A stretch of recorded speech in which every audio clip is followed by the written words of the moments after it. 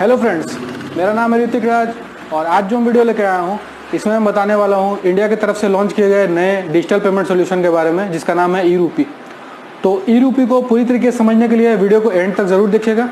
और वीडियो शुरू करने से पहले मैं यह कह देना चाहता हूँ कि अगर आप इस चैनल पर नए हैं तो वीडियो को लाइक कर लीजिए, चैनल को सब्सक्राइब कर लीजिए और वीडियो को ज़्यादा से ज़्यादा शेयर कीजिए।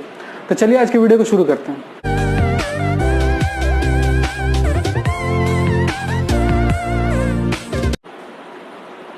तो गवर्नमेंट ऑफ इंडिया के तरफ से प्राइम मिनिस्टर नरेंद्र मोदी ने 2 अगस्त 2021 को ये डिजिटल पेमेंट सॉल्यूशन ऐप को लॉन्च किया है। इसका नाम है ई-रूपी।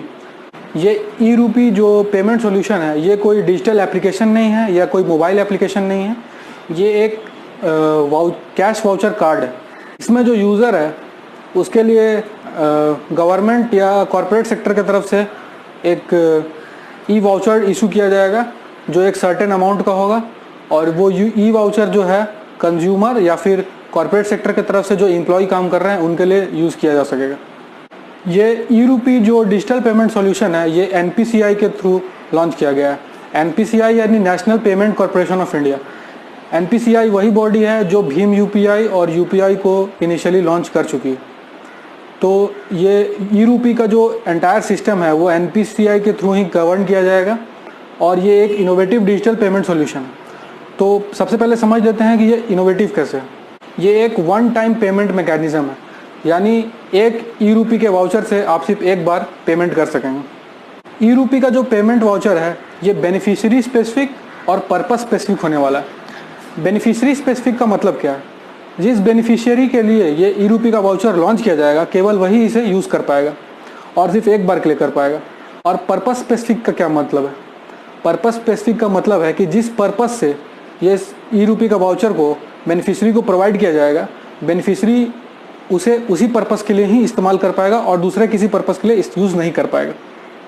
इस ई-रूपी के वाउचर को यूज़ करने के लिए आपको किसी तरह के पेमेंट ऐप, पेमेंट वॉलेट या किसी तरह के एप्लीकेशन या वेबसाइट की ज़रूरत नहीं है। जिस भी बेनिफिशियरी के पास स्मार्टफोन है उसके पास जो भी पर्सन ई-रूपी भेजना चाहता है या जो भी गवर्नमेंट या जो भी ऑर्गेनाइजेशन ई-रूपी का वाउचर भेजना चाहती है वो उसके स्मार्टफोन पर एक QR कोड भेज देगी और उस QR कोड को स्कैन करा के आप अपने वाउचर को रिडीम कर सकते हैं जिस भी पर्पस के लिए वो दिया गया है।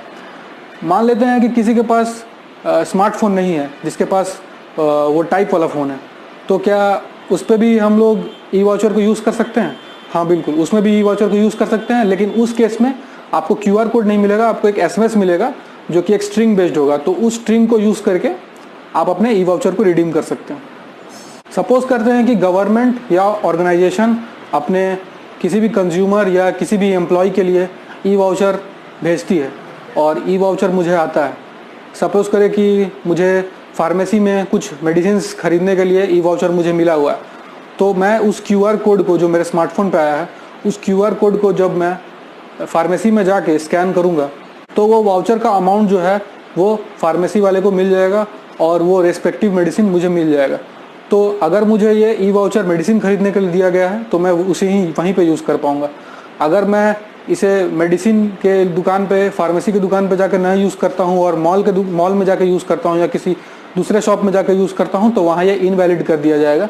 देयरफॉर इसे हम किसी दूसरे पर्पज़ के लिए यूज़ नहीं कर पाएंगे। तो यहाँ पे कंज्यूमर लेवल करप्शन जो है वो बहुत हद तक कम हो जाएगी और ये एंटायर प्रोसेस जो है ये NPCI और गवर्नमेंट ऑफ इंडिया के थ्रू गवर्न किया जाएगा। तो इसमें ट्रांसपेरेंसी बहुत ज़्यादा रहेगी और ये बिल्कुल एक लीक प्रूफ सॉल्यूशन है जिसमें कोई भी करप्शन होने का चांस नहीं है। और एक और इम्पॉर्टेंट बात है कि इस ई वाउचर को रिडीम करने के लिए आपको किसी भी तरीके के credit card, ATM card, debit card या इंटरनेट बैंकिंग ऐप या किसी भी तरीके का पेटीएम वॉलेट ऐप या किसी भी तरीके का वॉलेट ऐप या एप्लीकेशन, मोबाइल एप्लीकेशन की ज़रूरत आपको नहीं पड़ेगी। और ई-रूपी वाउचर में जो सबसे खास बात है कि वो है ये है कि आप इस वाउचर से डायरेक्ट कैश आउट नहीं कर सकते हैं। जैसे सपोज आपको 1000 रुपीज़ का वाउचर दिया गया है एज ए बेनिफिशियरी, तो आप इस 1000 को कैश करके ATM से निकाल के या बैंक से विड्रॉ करके आप इसे अपने किसी पर्पस में यूज़ नहीं कर सकते। ये सिर्फ एक QR कोड के स्कैन के थ्रू होगा या SMS के थ्रू होगा। तो इसमें फिजिकल इंट्रैक्शन या फिजिकल मनी का कोई इन्वॉल्वमेंट नहीं है। ये पूरी तरीके से एक डिजिटल ट्रांजैक्शन होने वाला है। इस ई वाउचर के through peer to peer transfer का भी कोई सिस्टम नहीं है। यानी अगर आप चाहते हैं कि ये ई वाउचर मुझे दिया गया है और बेनिफिशरी इसका मैं हूँ, लेकिन फिर भी मैं इसे ट्रांसफ़र कर दूँ किसी दूसरे पर्सन को जो सेम QR कोड को यानी सेम ई वाउचर को यूज़ कर ले मेरे नाम पे, तो वो भी पॉसिबल नहीं है। जिस पर्सन को ये ई वाउचर इशू किया गया है केवल वही पर्सन ही इस ई वाउचर को यूज़ कर पाएगा। अब एक और इम्पॉर्टेंट बात आता है कि ये ई वाउचर जो है ये एक कैश वाउचर है, तो इसे इशू कौन करेगा। तो फिलहाल गवर्नमेंट ने कुछ पार्टनर बैंक्स की लिस्ट बनाई है जिसके पास ये परमिशन होगा कि वो ई रूपी को इशू कर सके। तो करंटली जो कुछ बैंक्स लाइव हैं ई रूपी इशू करने के लिए वो है state bank of India, Punjab national bank, HDFC, ICICI, axis bank and bank of Baroda. और इसके अलावा भी और भी बैंक्स हैं जो धीरे धीरे करके ई रूपी के सिस्टम से जुड़ जाएगी। फिलहाल ये कुछ बैंक्स हैं जो ई रूपी के थ्रू लाइव है। तो हम एक एंटायर एग्जाम्पल के थ्रू समझ लेते हैं कि ये ई रूपी वाउचर का जो सिस्टम है ये किस तरीके से काम करेगा। फर्स्ट एग्जाम्पल में सपोज करिए कि गवर्नमेंट को अपने किसी स्कीम के थ्रू 1000 लोगों के लिए मेडिकल सुविधाएं देनी है जिसका कॉस्ट होगा 2000 रुपीज़। तो गवर्नमेंट जो है वो इनमें से किसी पार्टनर बैंक्स के पास जाएगी और उनसे रिक्वेस्ट करेगी कि आप मुझे 1000 ई वाउचर्स बना के दीजिए, ई रूपी के वाउचर्स बना के दीजिए जिनके कॉस्ट है 2000। तो 2000 कॉस्ट के 1000 वाउचर्स बैंक जो है वो इशू कर देगी गवर्नमेंट के नाम पे, और गवर्नमेंट जो है इस ई वाउचर में टोटल जितना भी अमाउंट लगा वो अमाउंट बैंक को दे देगी।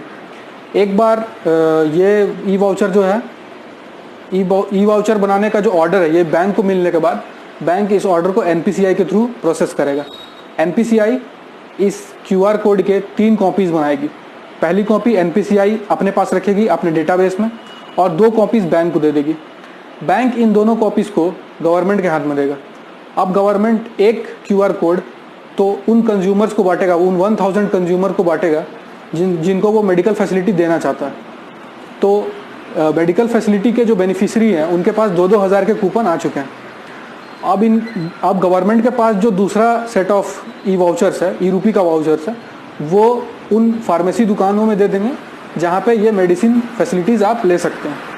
तो देयरफॉर जो आपके बेनिफिशरी है वो जब अपने ई वाउचर को लेके फार्मेसी दुकान या मेडिसिन दुकान पर जाएंगे तो वहाँ पे इस QR कोड का मैच मिलेगा और तब आप वहाँ पे वैलिड बताया जाएगा और तब आप अपने जो वाउचर के अमाउंट है वहाँ पे मेडिसिन खरीद के यूज़ कर सकते हैं।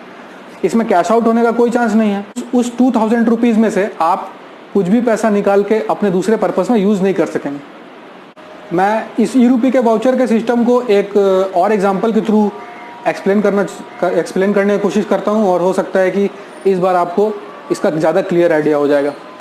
सपोज़ करिए कि गवर्नमेंट ने किसी स्टूडेंट के लिए 5000 रुपीज़ के ई रूपी कैश वाउचर लॉन्च किए हैं किसी स्कीम के अंडर और चाहते हैं कि ये जो 5000 रुपीज़ है ये बेनिफिशरी जो स्टूडेंट है वो अपने बुक्स खरीदने में यूज़ करें।